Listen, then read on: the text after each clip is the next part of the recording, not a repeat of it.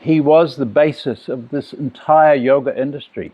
He was the teacher of the young men, B.K.S. Iyengar and Pattabhi Jois, who were really they're the sort of backbone of the yoga industry. There's always been yoga, even before world religion, before Abraham, before Christian, Islam, Judaism, before there was yoga. But it's been forgotten, and the yoga industry has not helped in this matter, as they've turned people into seekers using either meditation, the popular ideas of Buddhism residing as awareness relative to all experience, or the gymnastics that have been codified and turned into product out of LA. Hello everybody, thank you so much for this precious moment. Somebody in this doing this a promotion of this event said, it was a little bit embarrassing, they said, once in a lifetime. They did. Once in a lifetime opportunity. Do you realize that, everybody? This is a once in a lifetime. Now, sounding like, like the Bali ad for something spiritual going on once in a lifetime. You go, yeah, yawn, yawn. And dismiss it as being an over... Hi, Chris. Thanks for coming. Yeah, beautiful, man. Like being an over-hype or an over-promotion of something once in a lifetime by some guy or girl who has the pathology of needing to be a teacher, needing to be a knower, to know something, and come and present it to you and exploit you and the gullibility of the public trying to know what they know, for you to know what I know, the knower, the teacher, right?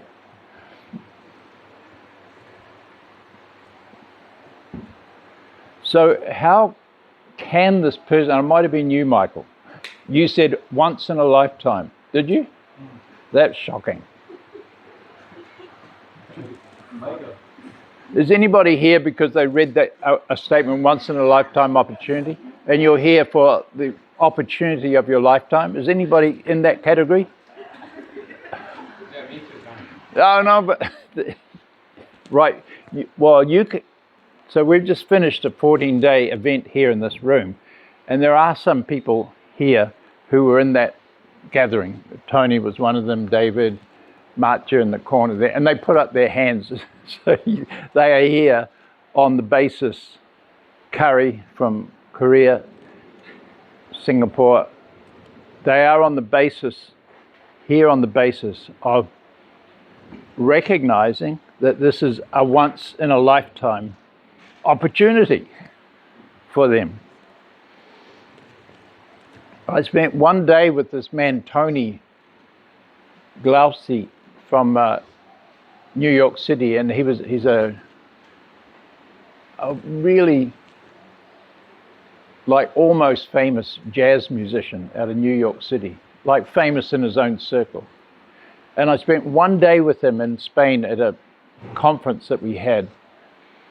And I said, I've got one chance, one day, to give you yoga or to put you off yoga for the rest of your life. It was one day, the stakes were high. So I did my best with Tony to give him the yogas from Krishnamacharya, the teacher of the teachers, the teacher of Iyengar, the teacher of Pattabhi Jois, Krishnamacharya, the grandfather of modern yoga, of the yoga industry, Krishnamacharya, the scholar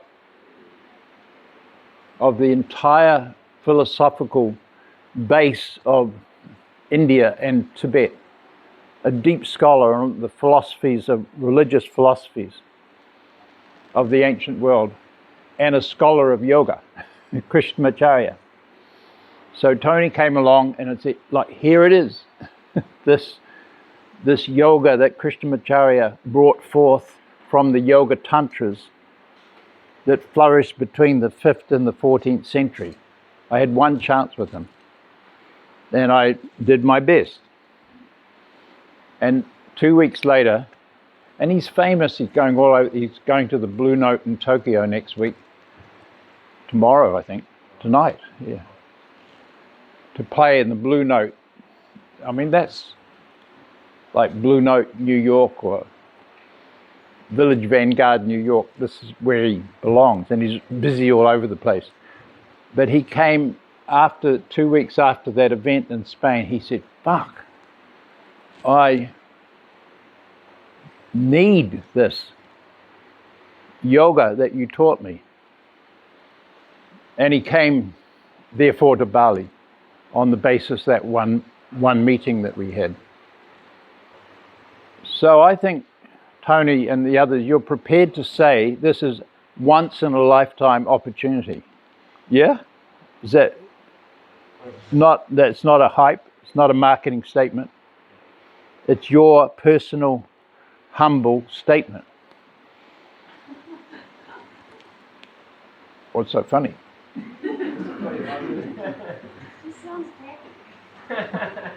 Well, I just want to, I'm clarifying the tackiness of a advertising promotion and an actual statement that you know, and what if we meet again tomorrow?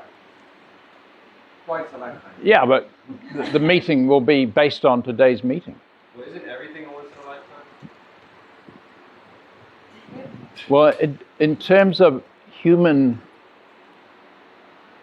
well-being, we're talking about, you know, what you needed to know to do your life, right?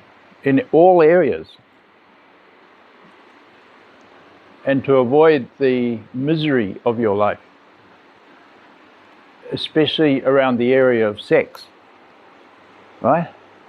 To avoid the misery of that aberration in New York City and everywhere else. But are you prepared, Tony, to say something about that? Why was this a once-in-a-lifetime opportunity? And Denton, could you turn that fan off? I just don't think we need it. It's like a noise in the room. Thanks. It's all up to you, Tony. It's all on you. What did you recognize that day in Spain that you wanted to follow up on? Well, I came in the room, and the first thing Mark said was, he said, that's it, you're done, the search is over, so there's nowhere to go. He said, I can't save you, no path, everything is just here. And he told me I didn't have to wear shoes, I didn't have to practice on yoga mat. There was no music, which was important to me. It was such a pure yoga practice. And the discussions that we had were very light and playful and friendly, and there was just no more seeking. So that was it for me. It was very evident that it was over. And then there was the practice in what you had recognized. Yeah, so the practice that you did, and you've been in New York, one of the hubs of yoga in the world, you've done this and that, meditation and all the brands and things to do in the modern spiritual industry. You've done all that, right? So you did this yoga, the yogas that came from Krishnamacharya, and what was your experience of that? Well, I told you, after coming out of the first class, I felt like I'd just taken 2 tabs of acid. Very electrifying, and everything was very bright, and I can feel this sort of energy, the waves kind of going in and out of everything. I can feel the breath of everything moving, and I've never experienced that just practicing yoga. Maybe through drugs or through meditation or through some other seeking method of getting there rather than just being here in a horizontal way. So that was it. I was hooked and unhooked. Unhooked. Unhooked. Yeah, cool. Thank God. Yeah. Unlearned. Unhooked. Untraining. Untraining, yeah. Yeah. It's good. And he's, being a jazz musician from New York City, he's had a lot of experience in drugs. Ayahuasca, LSD, frog medicine, this, that, all that's going down. Right? I'm not wrong, right?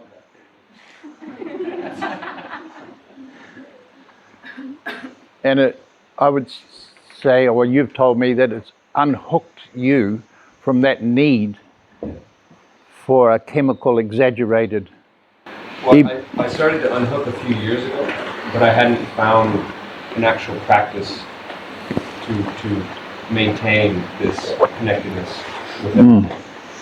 So I started to see that the drugs and the meditation and the monastery and all the seeking paths were not actually bringing me here. Right. And that's why it was a divine moment. Yeah. We crossed. Yeah. Truth embodied.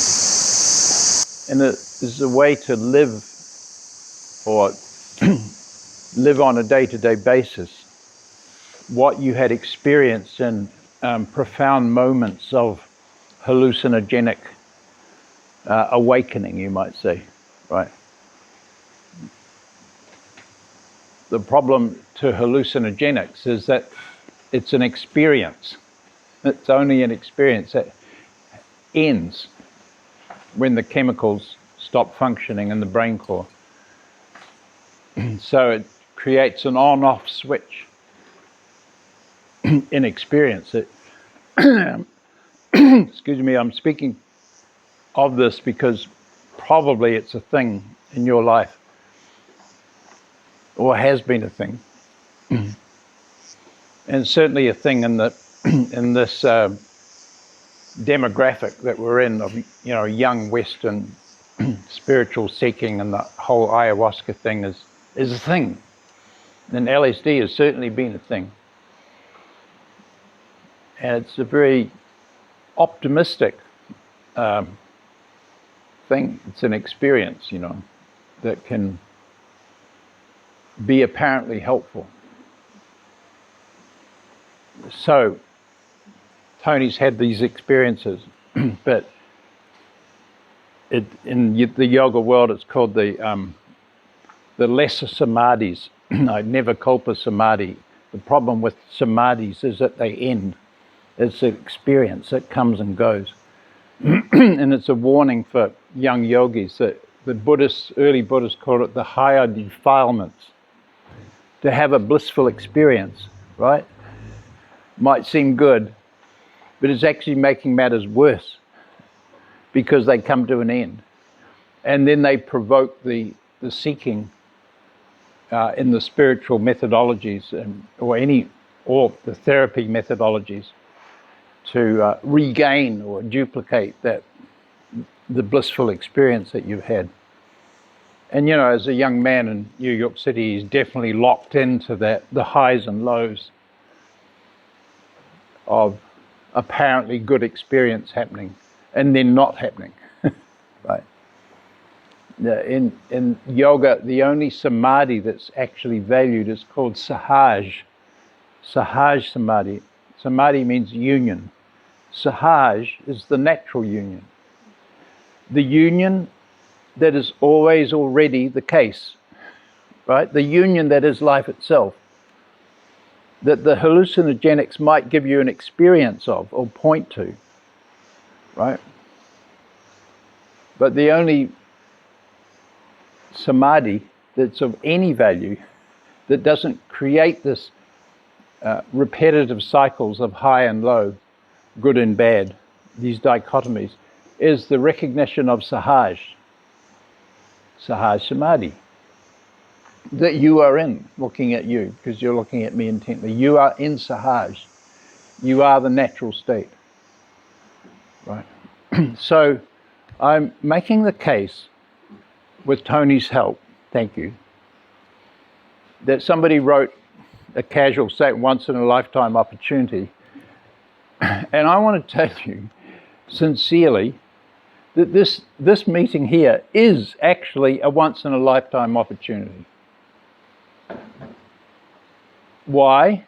Because of the life of Krishnamacharya and what he brought forth. I'm not saying because of me, me in my white shirt, my guru outfit. You have once-in-a-lifetime opportunity of meeting me so I can, like cure you or hit you with a peacock feather and put you into bliss for the rest of your life.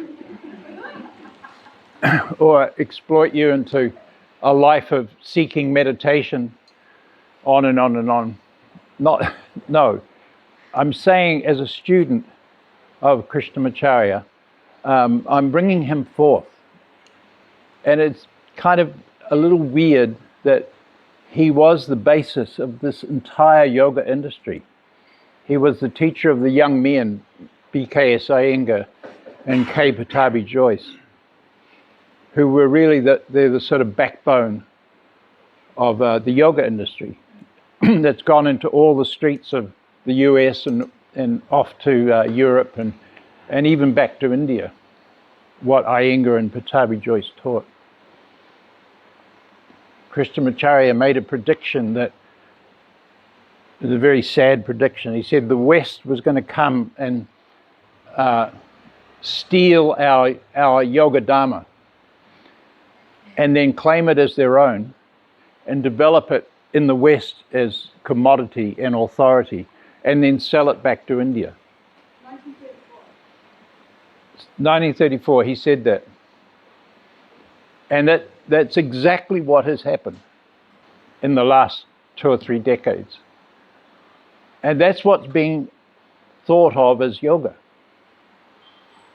in our world. And even, you go to India, it's there. Iyengar is like the avatar of yoga in India. And he's just, my Desikachar just called it mediocre gymnastics. It has been labeled yoga in the world and gone into India even. And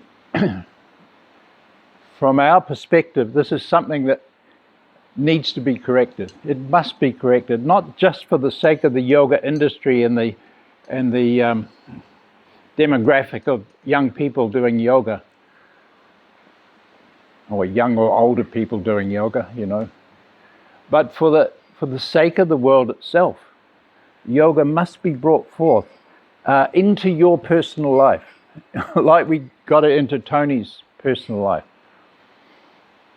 into your life for the sake of you, but for the sake of the public and for the evolution of humanity, actually. And how could he be making a claim like this? Krishnamacharya, the greatest religious scholar of India, of our own modern time, how could he be making a statement like that? And he made it on this basis that from his scholarly point of view, or from his accurate scholarship, he said in the ancient world, yoga was the practical means by which the ideals of sacred text are realized. That's what he said. There's always been yoga. Even before world religion, before Abraham, before Christian, Islam, Judaism, before there was yoga as the means by which humanity evolved our religious insight, our experience of unity, that life is unity. That was there. But it's been forgotten, and the yoga industry has not helped in this matter, as they've turned people into seekers using either meditation, the popular ideas of Buddhism, residing as awareness relative to all experience, or the gymnastics that have been codified and turned into product out of LA, and then come into Bali. you know, what's going down at Yoga Barn and everything, you know, that stuff, it creates a seeking in your body and mind towards a future result. Spirituality, whether it's, you know, Hindu mysticism, meditation, Buddhist meditation, the gymnastics of the styles and brands that came from Iyengar and Pattabhi Jois in the main, and then all the derivatives of those, you know, hot yoga, vinyasa yoga, this yoga, that yoga. All of it is creating a seeking in your body and mind towards a future attainment, right? As if this is something less, right? And how, as soon as you propose an ideal for in any area at all to anybody of a future success or a future attainment, you are making their life miserable. And you're taking their attention from what is the body, what is this, what is you and me.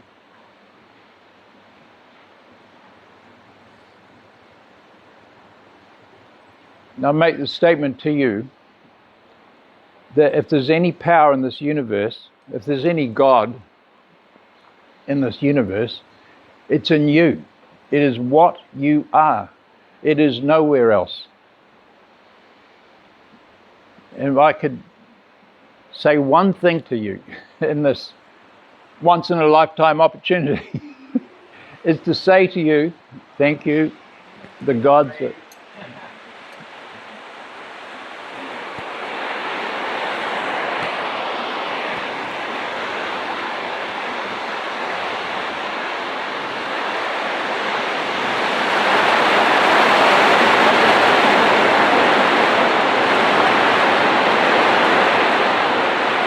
do we have a mic? No? So, is life perfectly expressing itself through you and me and the trees? Is it?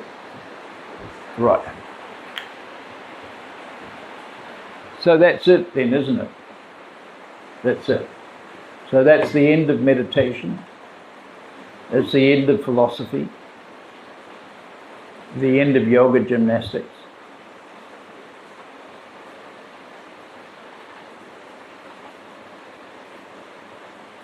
Do you agree? You're done. Yes, you're done. You are. This gentleman sitting right here has been kind enough to sit like the most enthusiastic students here, sitting right there with me, ready to go. Like, really, thank you so much. So this gentleman talking to me now, is that the power of the cosmos sitting there? Yes. Thank you. Is that power arising as a pure intelligence, that body? Is the body a pure intelligence? How it is living? Is it? It is, eh? Is that an extraordinary energy sitting right there? The energy that can be the body. It's right there, isn't it? Next question. Is that the beauty of the cosmos sitting there? Yes. Thank you. By the way, I didn't sit him there to, like put somebody in the audience to say all the right things. It's just spontaneously coming out of it. Yeah. Like you've noticed, right, how everything in the natural realm, everything, is unspeakable beauty. Right? You've noticed that? Right. Are you prepared to say that you are of the natural realm? Yeah, thank you.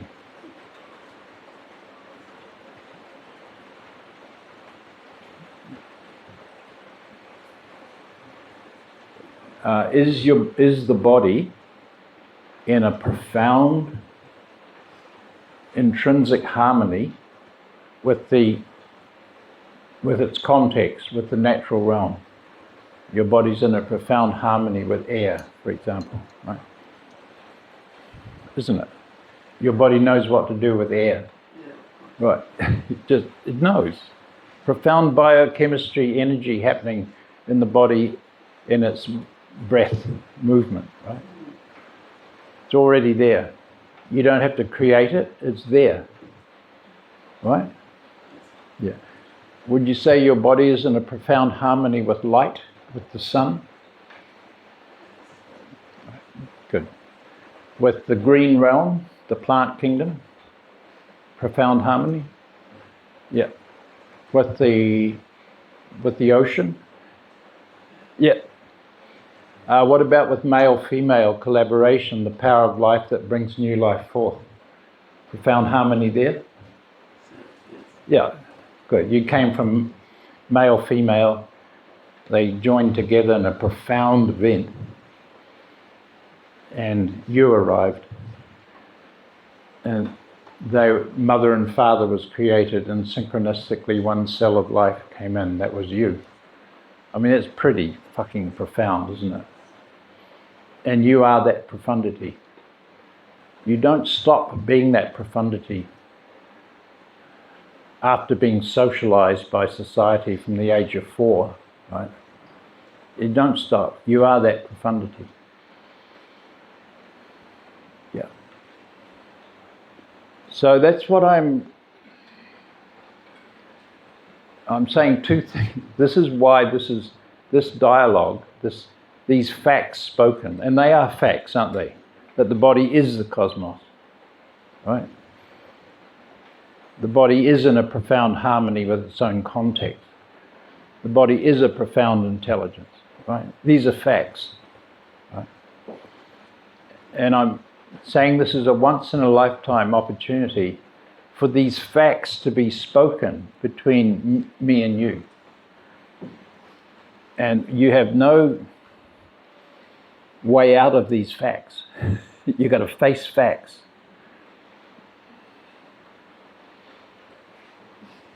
This is a once-in-a-lifetime opportunity for you to take these facts seriously and stop. Just finish with the fabric of society, culture and society, the old world and the new spiritual ideals of working on yourself towards a future result. Right? You've got to face facts. This working on yourself towards a future idea of an attainment is misery. And it's creating thought structures, it's creating the persona of the person who's not yet there, not yet enlightened, not yet realized God. Right?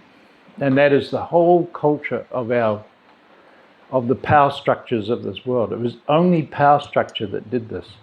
I mean, political power structure that spread Buddhist meditation into the Asian kingdom of Ashoka, and that spread Christ into the Empire of Rome as a mechanism of power, not of freedom at all, not of well-being.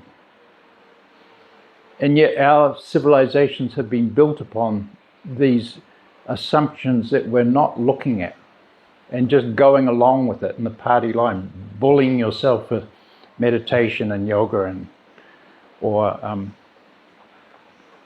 fundamentalist religious ideas like Christian, Buddhist, Judaism, bullying yourself in the systems of a future attainment. And I swear to you, there is no such thing as a future God. It's only a concept. It's an idea. And there's no such thing as a future enlightenment. There is no such thing. Yet our cultures have been built upon this effort to get there, with all the methodologies and so forth. Yeah. The body and the mind are not instruments to get to enlightenment or get to a future state. or even change your state. The body's not for that.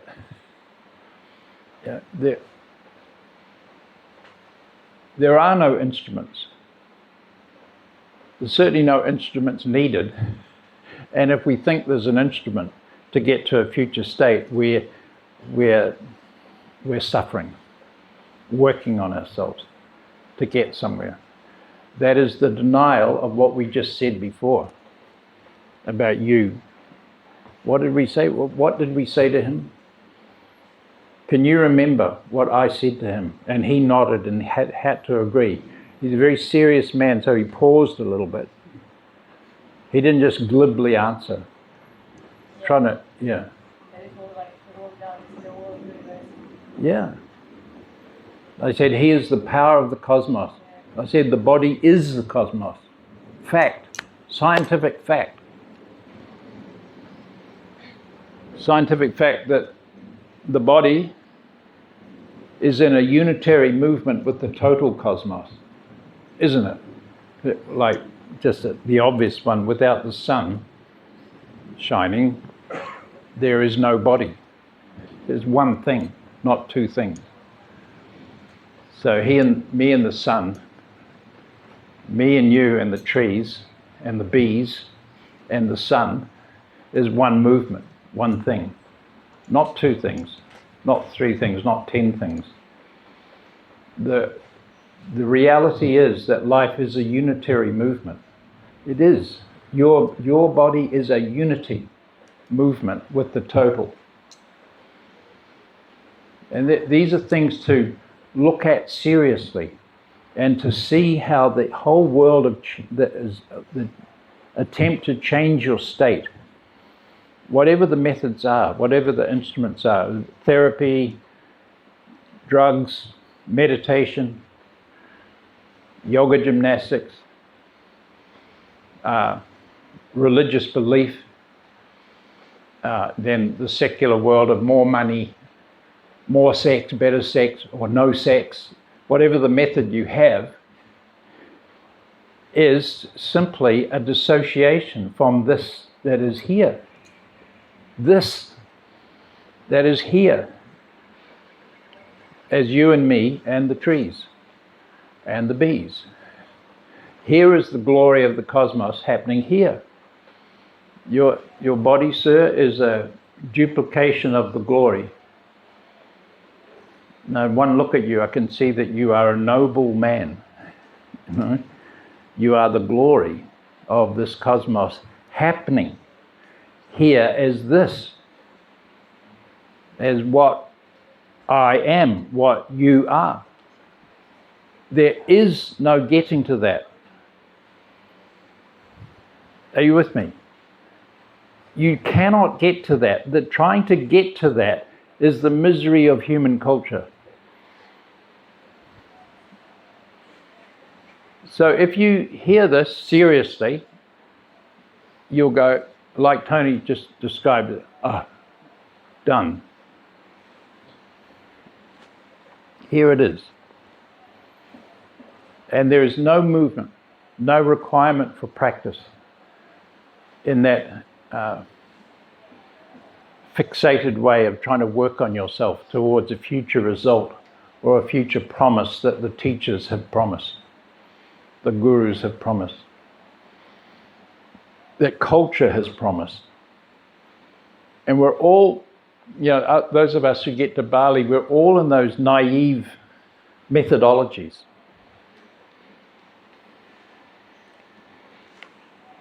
I hope that's not being a little tough. Sir, you feel I'm being a bit rough on you, the young man there, that the naive methodologies that you're so convinced of is going to help you?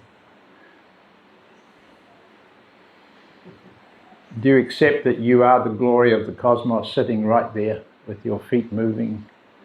Yeah, you got that? So there's no steps to be taken,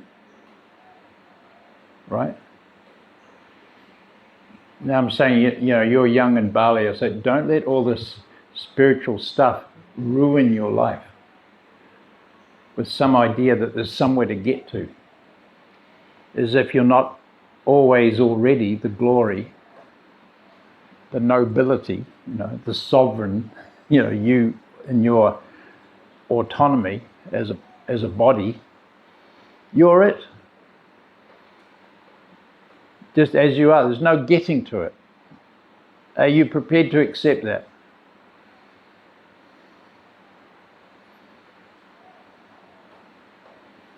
I'm picking on you because you look like you might be the youngest in the group. There's no hope for everybody else because we're all programmed in our seeking. But I think there's some hope for you. You get out of jail free. In the Monopoly game, you choose a card and says, get out of jail free. Get out of the stranglehold of thought that you are something less and you have to become something better. That is the denial of what is here, the denial of your own beauty. I'm glad it's given you something to ponder on seriously, and I'm telling you, it's a once-in-a-lifetime opportunity to reflect on this and not be exploitable anymore by power structure, people with their meditation ideas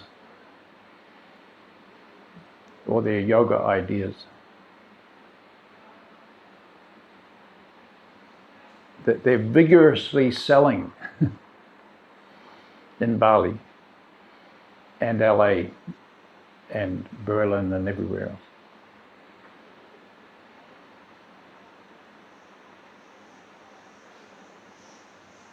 That's why I say it's a once-in-a-lifetime opportunity. The other once-in-a-lifetime opportunity is that I'm going to show you, even give you a little taste or lesson in the yogas that Krishnamacharya brought forth from his life. He was the teacher of Iyengar, etc., etc. He died only in 1989. He lived 101 years of life. I would say 101 useful years. He was born into a profound family of Vedanta religious scholars. He went into the hub of the Hindu Tantras, the universities in Varanasi, and studied there 11 years.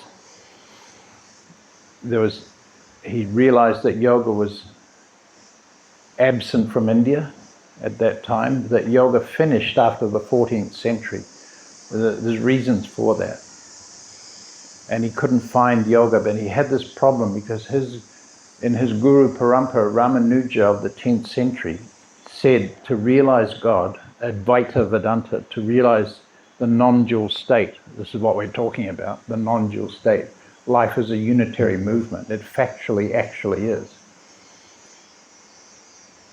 You don't come here independent of the total.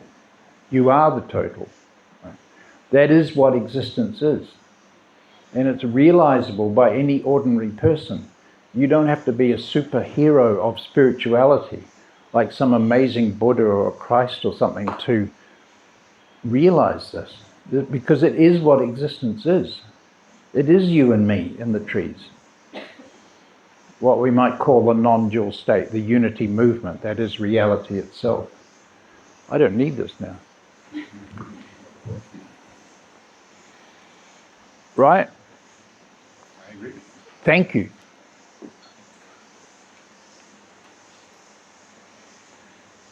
So in the 10th century, Ramanuja Acharya, the second great Acharya of Vedanta, there was Adi Shankaracharya, the first one hundreds of years earlier, then came Ramanuja, then Madhva, three great Acharyas.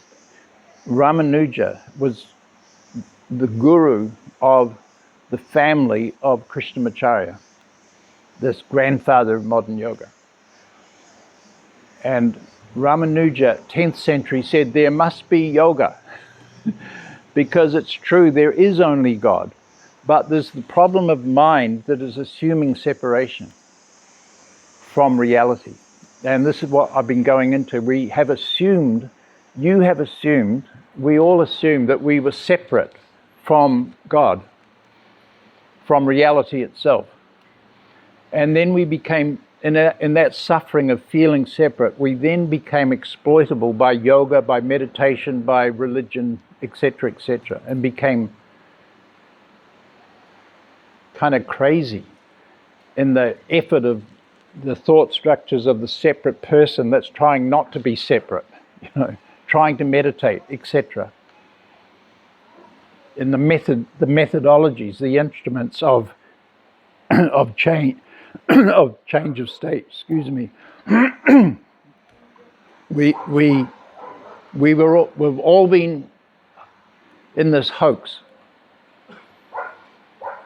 So this is why, once in a lifetime opportunity for you to have the yogas that came out of that yoga, the Yoga Tantra of the 5th to the 14th century.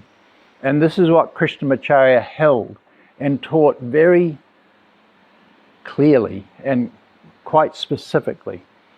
And this is what we hold here. This thing that we call the heart of yoga is this. And it's an opportunity, because once in a lifetime, because these are the yogas of the Yoga Tantra from Ramanuja in particular.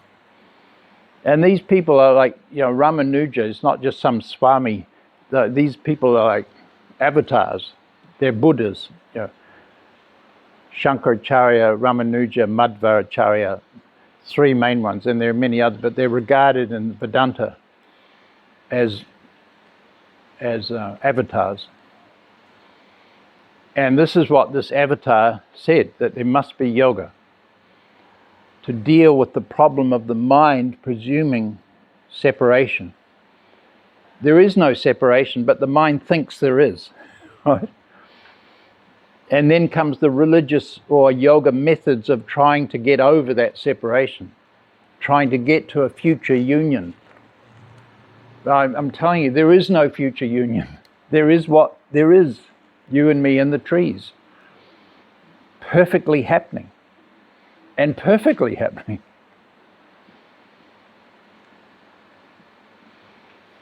So in that first recognition that I hope you will hear today and take seriously, that there is nowhere to get to, you are the glory of the cosmos happening. If there's any power in this universe, it's in you. It is nowhere else. So stop, it just stops. The mind folds up from that endeavor of cultural exploitation and cultural patterning. The cult of the normal presumptions of society, You fold up. And now yoga begins as your whole body and mind participation in that given reality. What is given? The power of the cosmos, that it's given. We proved it right there. It's given. He doesn't get to it. It's given to him. That procreation is given. The wonder and the glory of the cosmos happened in procreation through the union of opposites, male, female, that became your mother and father. And it's quite likely that mother and father did a shit job because they were born into the cult of the normal and the normal stresses and misery and emotional poverty and financial poverty probably. So that caused some wounds and some trauma in your childhood and so forth that are still in us, that we're still trying to get rid of through ayahuasca and breath work, shadow work, religious belief, etc., etc. I'm saying there's no need for any of it. It's all a distraction from what is actually the case, and that you are the beauty of reality itself.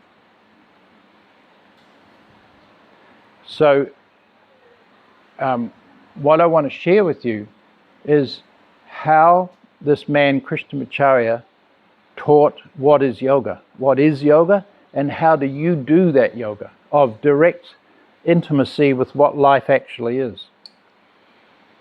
That if you walk out of here and I say you're the power of the cosmos, rising as pure intelligence extraordinary energy and utter beauty in harmony with the total, which is the case. You can walk out of here, oh good, okay, done, I'm good. But if any of that trauma arises from your childhood, and probably it's very likely to if you try to have sex with anybody, up come all the karmas of society and the aberration of male-female dysfunction. Up they come.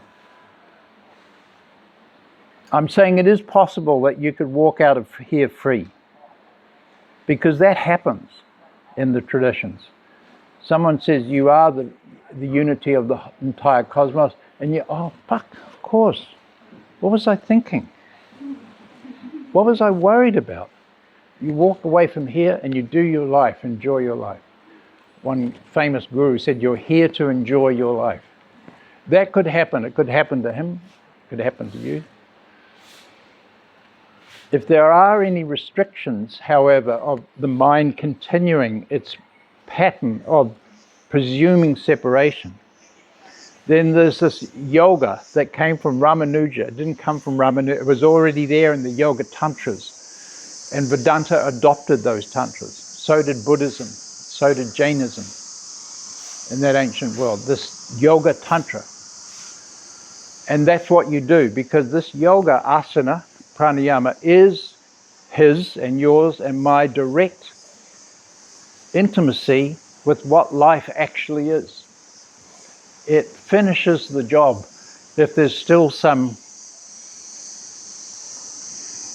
pain in us. If there's still fear, anger, pain, and grief is still there, then you do this, and you go through all those stages of emotion, you get to grief, and then in grief comes compassion for yourself and everybody of this world. And this yoga speeds that process. But the yoga tantra, not the modern day yoga industry, mediocre gymnastics that's been packaged and sold all around the world. So that's why I'm saying this really is an extreme advantage to get this from Krishnamacharya.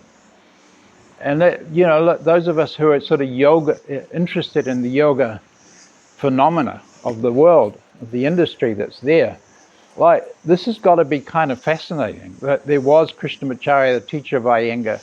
Well, what did Krishnamacharya actually teach? And how come he was ignored while the West commodified yoga and turned it into brand and style? How come? It's very weird that the teacher of the teachers was ignored. But we're not ignoring him. And I want you to have a little taste of what this is. And then I want you to do it every day in your own house. Become a yogi in your own house. Not go to somebody else's patterning, you know, something down at yoga bar and everybody's doing the same sort of gymnastic patterning. This is not yoga. It's something else. It is what it is, but it's not the yoga tantra. That was the mother's milk of religion, you know, of the profound traditions of Buddhism and Vedanta in ancient India. Profound. They said it was the practical means for all ordinary people to be intimate with reality, with what we call God, and finish with the mind assuming there's a problem.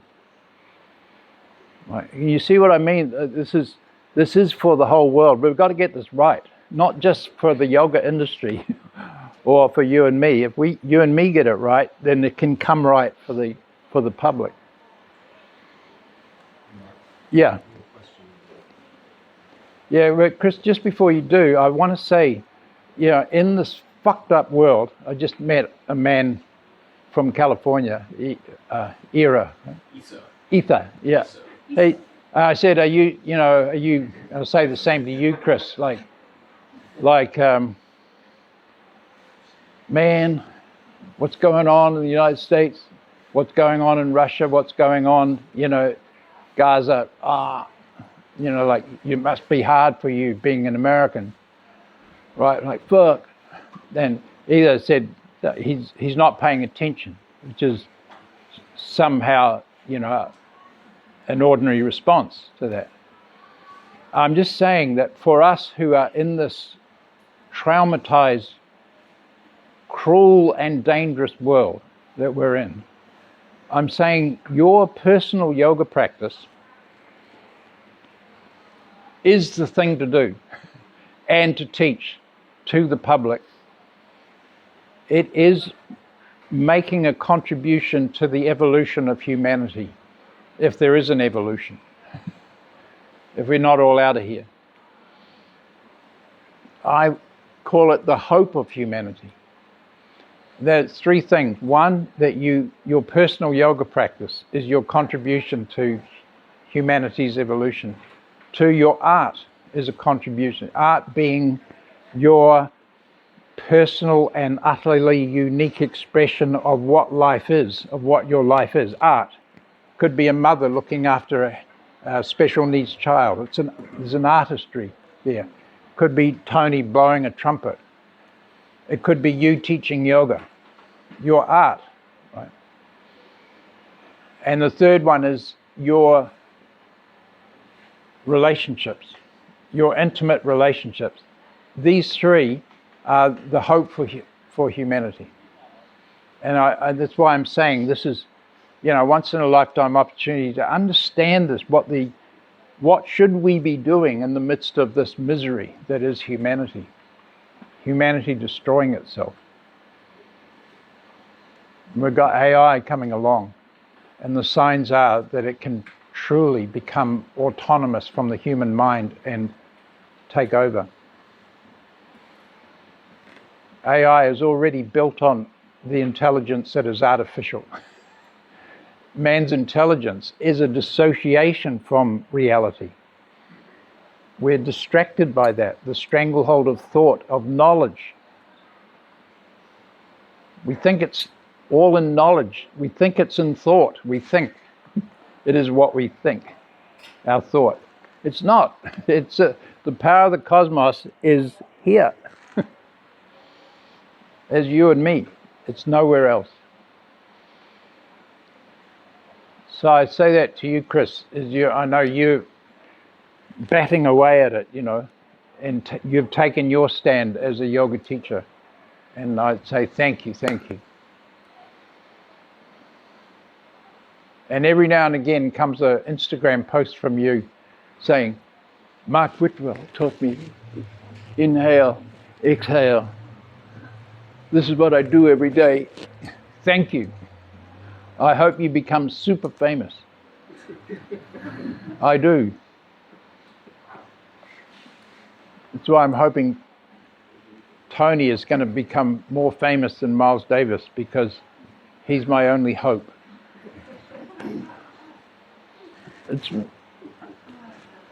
But okay, so you're with me, right? Your yoga practice, your art, your intimacies in relationship, it's a thing to do in this fucked up world. Good. All right.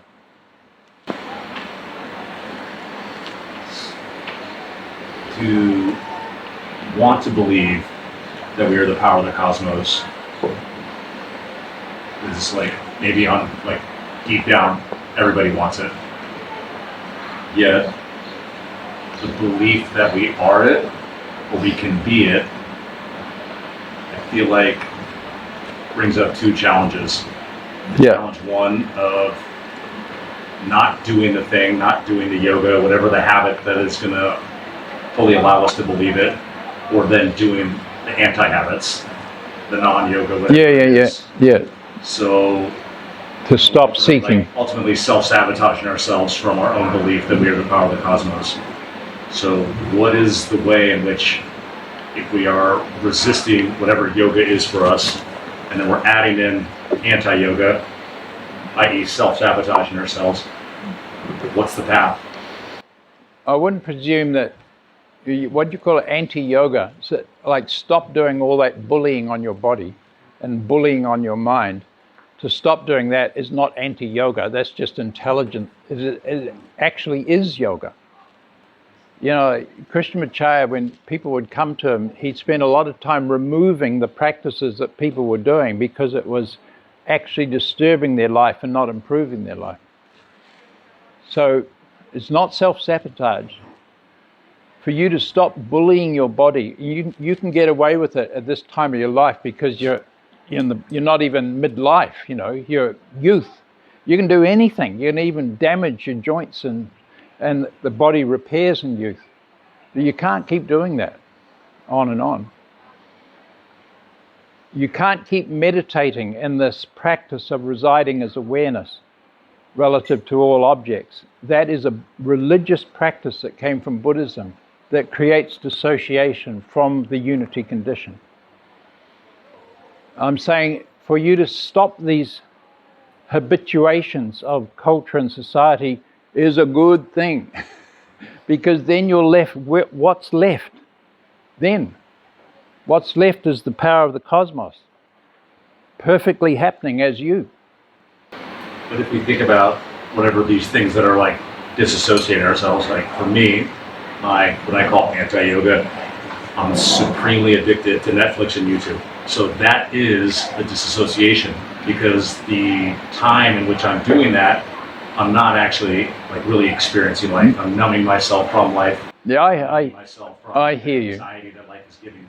Well, I hear you. Well, my answer to that is that I ask you to do the yogas that Krishnamacharya brought forth from the Yoga Tantras and just put aside the yogas that were made up in LA or Mr. Iyengar's preposterous authority that he taught gymnastics with. You've seen it. You see the videos. You see it now. It's like, my God. You know, to do away with that, and we'll get to it today, you put breath and bandha in your asana as the central feature of the asana. Put yoga, the recognition of the unity condition that is always already the case, put that into your asana. And put the union of the inhale with the exhale into your asana, the union of strength that is utterly receptive. So it's not a question of giving up yoga, but it's a question of doing the yoga tantra, of direct participation in the unity condition that is you and me and the bees. Do that.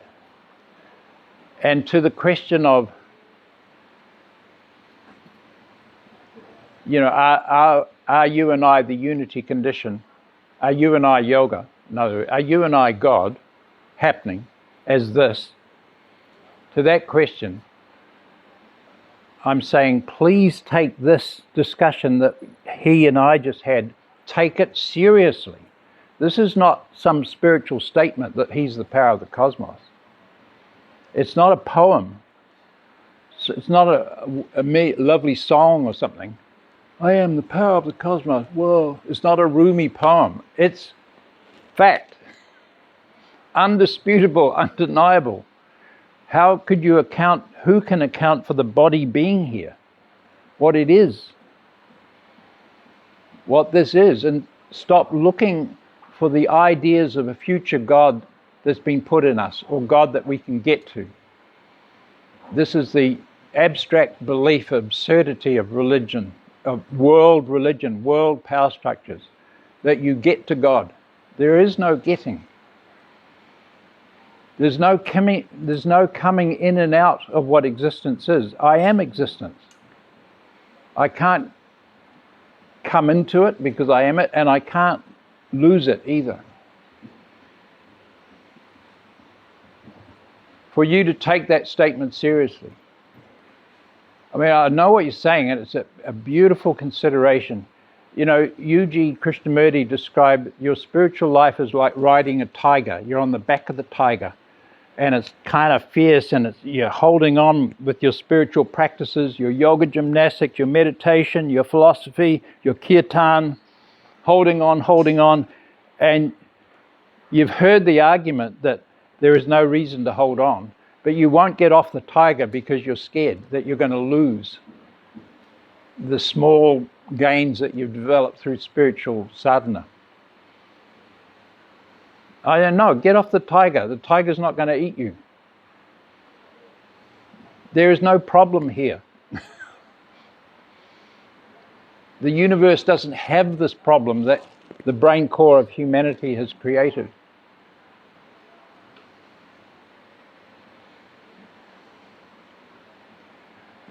I think it's fantastic that you are looking into this. And I'm honestly saying to you, Chris, I've known you for some years now. I'm honestly, man, you're it. I love you. I love the recognition of the unity condition that is you and me. I love you. And I've seen your sincerity, your serious life. I've seen you in the various pathways and options that the spiritual world offers, this guru, that guru. I've seen your torture of not being black, not being white in the United States, and what that is. What is your identity and so on, and your struggle with that social absurdity. All of that. And at the end of the day, I say, you are the cosmos. Your body is the cosmos. It is a profound intelligence. It is a profound energy. That is that body there, right now. There is nowhere to get to. And you are that unspeakable beauty that is the cosmos. What do you think, ladies? Is that the unspeakable beauty of the cosmos sitting there? Thank you. And I'm sort of joking. I said ladies, the women. I'm not talking about, because he's got a body that we can put him on the cover of a man's magazine, and go Hollywood with him. I'm not talking about that kind of fake beauty. I'm talking about he is the beauty. So men and women, I ask again, is that the present speaker over there, known as Chris Walker, is that the beauty? Is that the beauty sitting there? Yes or no? Yes.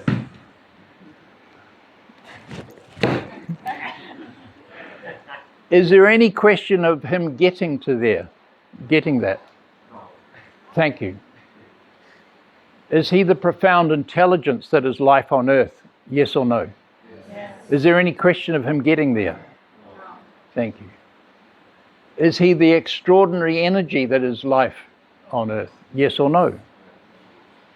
Is there a question of him getting that energy? See, you are done. You walk out of here free, once in a lifetime opportunity to let the culture and society that is being put in us from the age of 4 that's exploited our suffering and our gullibility.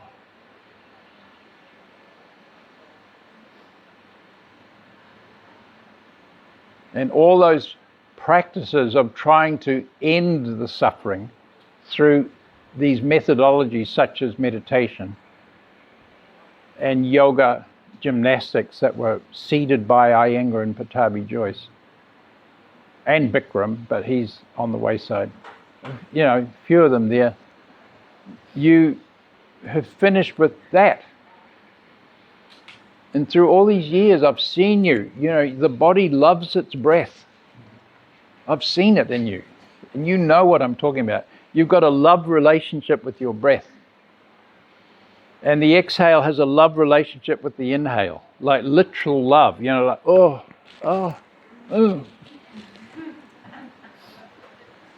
The breath is, to be with the breath is to be with God. To be intimate with the breath is to be intimate with God. It is devotion to unity, to what life actually is. And I know you felt that. But, the spiritual, we're riding the tiger and all the spiritual methods around it. And my teacher used to say, the more charming the teacher is, the more they delude you into you thinking that you need what they're selling. So it's sold with great charm, great authority, sometimes with the whole weight of like Buddhism behind it, or the whole weight of Hindu authority behind it, or the whole weight of the Pope behind it. Sold with And it's very hard to get off the tiger and say, there is no problem in the cosmos. But I am saying, if anything is still arising, like some family problems or, world problems that's causing us pain, then you do the yoga, and the yoga clarifies the mind and washes the restrictions out of our system, the traumas that have been put in us, that we were validly traumatized by, are validly angry, validly in pain, validly grieving. These emotions are not the enemy. They are biological functions. They need to be there. We can endure them if they're there. They're there as a function, and they go, when their function is done. So if we're not walking out of here going, okay, I'm good. This body is the cosmos in a unity movement with the total cosmos. Thank you. You get out of jail free, get out of the stranglehold of thought. But if that stranglehold is still coming up, then you do this. You do your yoga, and not just any yoga. The yoga that is the Tantra. Another thing in this neo-tantra and all the ideas of tantric sex and everything that's all over the place, the scholars and the claimants, the gurus are offering this. And I'm saying this yoga, thank you, Cosmos. I'm saying, it's not on.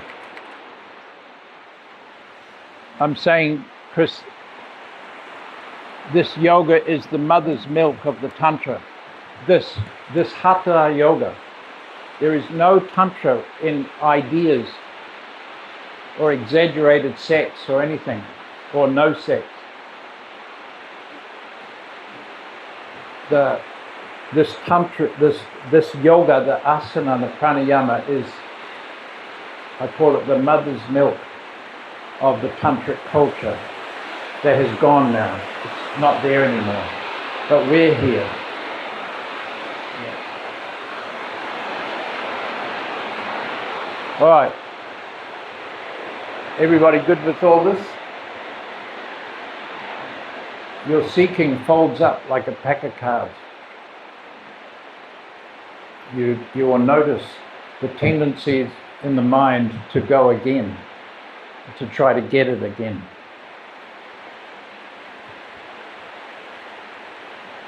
Please consider this. You have an extremely beautiful necklace. It's made of diamonds and rubies and gold thread. It's like so beautiful, your necklace. The necklace is called the natural state. The natural state, what you are. But you think you've lost the necklace. I am telling you, you are wearing the necklace. You haven't lost it. So you're wearing the necklace. You don't have to look for the necklace anymore. Do I make my point? You are wearing the necklace.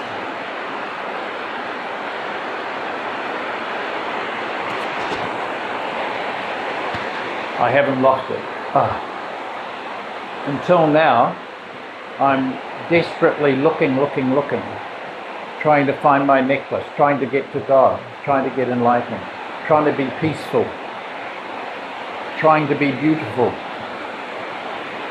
whatever the language is.